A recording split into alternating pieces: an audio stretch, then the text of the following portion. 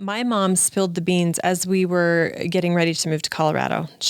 Because I was inviting her to the baptism, Savannah's baptism. Yeah. And so I was on the phone with her and she started crying and she said, I just want to let you know, that we've had our names removed. We will come. Oh. We will come, but she also said, I want you to know that I chose this, that this wasn't your dad pushing it on me, because immediately I would have gone straight to that. This is dad's fault.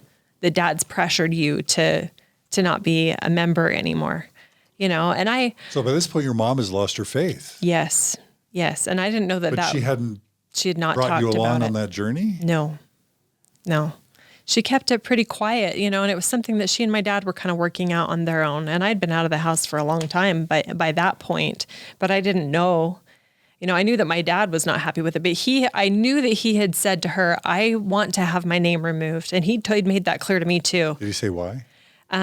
He just didn't want to be associated with the church anymore. His feelings got stronger and stronger as the years went on. I think the more you learn that it tends to do that. Yes. So he was reading books, probably. All kinds of things. Yeah, really. I think he was pretty educated early on, but it really compounded over the years. Probably Grant Palmer's, An Insider's View of Mormon Origin. All kinds. Yep. He read a lot. Mm-hmm. Yeah. Very intellectual guy. Yeah. So, so my mom finally was out. And let us know by around when we moved to Colorado. Mm-hmm. So when she was baptized, so that's my mom. And that's unique because normally it's the parents and the grandparents that are kind of the enforcers, speaking about milieu mm-hmm. control. Mm-hmm. They're the ones that are always pressuring their kids and grandkids to stay faithful. Yeah. So this is where kind of the modern era, let's just say the past 11 to 15 years, mm-hmm. things start flipping, because it can be the parents and the grandparents that lose their faith first, and the kids and the grandkids that are staying faithful. Right. And so that's a different experience for you to have your grandparents apostatize and resign from the church, and for you to have your faithful mom lose her faith mm-hmm. and to tell you she's leaving the church while you're trying to become more faithful. So you and your daughter and your family are becoming more faithful. Mm-hmm. While Linda, your parents are leaving the church and becoming more angry at the church. What's that like? The rift grew between me and my parents. It got to the point where there was not tons of communication. Every communication we had was stressful, because that was the elephant in the room. Any conversation, because we were doing things right. My husband and I and our kids, we were doing things right at that point. And knowing that my mom and dad were completely out, I really did blame my dad.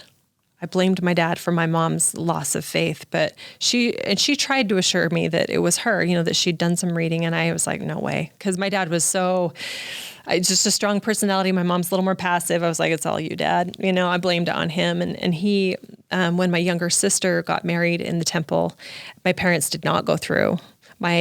Both my parents were outside by that point because they were no longer members. So I have two younger sisters. So they missed your sister's wedding. They missed both of my younger sisters' weddings. I just want to be clear.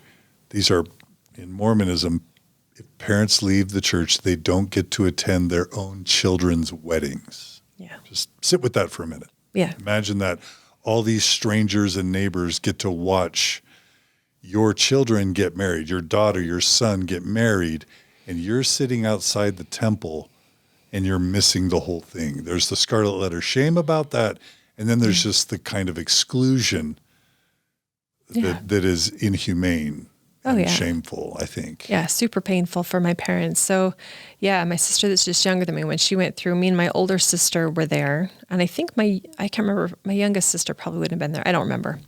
But I do remember walking out of the temple that day and seeing my parents outside the temple. And while we had been inside the temple, actually, I think maybe all of us were there, all my sisters, because there was a relative that had said to us while we were in the temple, you need to tell your mom that she's done such a great job with you kids, because we were all in there. Yeah, my parents were sitting outside. So we went out and I told my mom that, I said, Mom, you need to know that you did a good job. How awful now that I think back on it, but the second I spoke to my mother, my dad had my arm in a lock and was dragging me away from her and said, don't you think for a second that she's not in there, because she, I can't remember what he said to me, but he was protecting my mom, because of he knew what she was going through in that moment. And it was such an emotionally intense thing for them to be sitting outside. But I just remember his intensity and him protecting my mom when I was speaking to my mom. And I wasn't speaking mean to her or anything. I was just letting her know that she'd done a good job and that somebody else was praising how well they'd done, that all their kids were there in the temple. And thinking back on that now, I was like, I hated my dad in that moment because he was so intense. And I just remember thinking that his spirit the spirit he brought with him to the temple was so awful. We were just inside having this beautiful experience, and I come out and my dad is angry, so the contradiction, but I associated it with evil.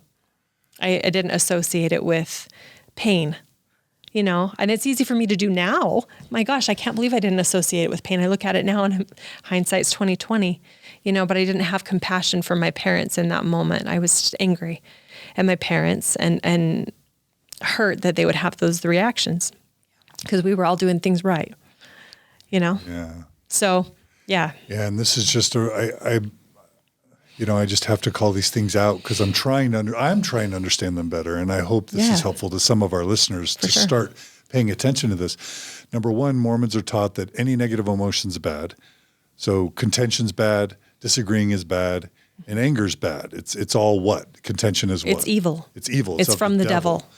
Yeah. And so that means that, your dad is bad for being angry and sad. So your parents are being left out of their own daughter's weddings. Mm-hmm. Their other children who are faithful are able to attend, but they're missing their own children's weddings, not because they're bad people, but because they learned things and just decided this belief system didn't work for them. Right. They're being excluded from their own children's weddings, which of course you're going to be angry.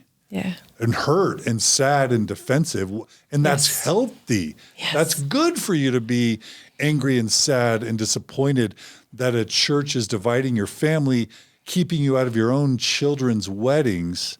Mm-hmm. But then the church will teach its members that ex-Mormons, you leave the church and you're angry, you're bitter. Yeah. And so then that becomes this reinforcing thing to the believer that, mom and dad are bitter, mom and dad are angry, and that's of the devil, and that's contention. And so this is just I don't mean to be pedantic, I don't mean to be ham-fisted, but this is where the rubber meets the road. This is where this supposedly beautiful teaching of eternal families that's supposed to be just so, it's the Mormon Church's main selling point. It's their premium prize, the eternal family. That teaching becomes so sinister and pernicious because what it's really doing is just fracturing and sowing contention in a family and making non-believers out to be horrible, bad people.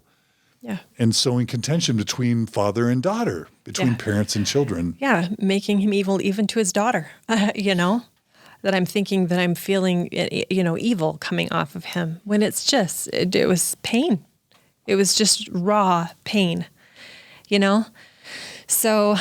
Healthy pain. Yeah, very healthy pain for what he was experiencing. So, and what my mom was experiencing, I can't imagine. I probably will never have to experience that, that kind of pain, So I have a lot of compassion now for that. But these teachings have always caused pain in my family, always, from my grandparents to my parents to me. The going to the temple and these teachings have never brought me joy in my relationships with my family members. It's always brought pain. It's because there's always been somebody that can't conform completely. So, yeah. Well, this is like so important that we talk about this or at least shine a light on it. Yeah. From your dad's perspective, well, from you as a believer, your perspective is here's this man who's desecrating our sacred beliefs. He's anti-Mormon. He's trying to tear down my sacred beliefs. He's fighting against God and Jesus and all righteousness. Yeah. What a wicked, evil, bad man. I thought of something I do want to share. Yeah. Okay, well, I'll just say, from your perspective, it's what a wicked, evil, bad man that's trying to tear our faith down and fight against Jesus and God. Yeah, that's your perspective, and that's valid. Right. And then from his perspective, it's like, I'm trying to save. He's feeling like his child and his grandchildren maybe are in a cult, or maybe in a high demand religion, or maybe just are going down a path that's not true, that's not right, that could hurt them later. Right. So from his perspective, he's just saying, I'm trying to wake up. I'm trying to save my child. I'm trying to save my grandchildren from further pain later. I'm trying to help them not base their life in something that isn't true. But you're seeing him as evil and wicked. He's seeing himself as trying to help you. How do you bridge that gap? It's so hard to bridge that gap. You know, in that moment when we had that blow up, I do remember the one thing that he said that set me off the very most. And I said, it was something about, I said, would you kill my children's faith?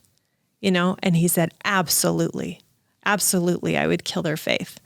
You know, I would take down their faith. And I felt like I'd been smacked. You know, and I'm like, what more confirmation do I need to keep them away from you then? You know, if you're not going to help them have faith and believe in God and believe in, and, you know, equating God and the religion as one, you know, that it's all lumped together as one. You know, I was so upset, and there was no way we were going to be able to bridge the gap or meet in the middle. It just tore us apart. My relationship with my dad was terrible at that time, you know, and to have my children be, you know, the sparks for some of these awful interactions was really hard too. Cause I want them to be able to spend time with their grandpa. I want them to have this relationship with my dad. I love my dad. He's a great man. You do love him. Oh, absolutely. I absolutely love my dad. Cherish my dad.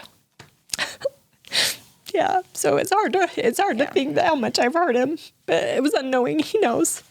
You know, I never meant to hurt him. So, yeah, he is a great man, and he will always be a great man to me.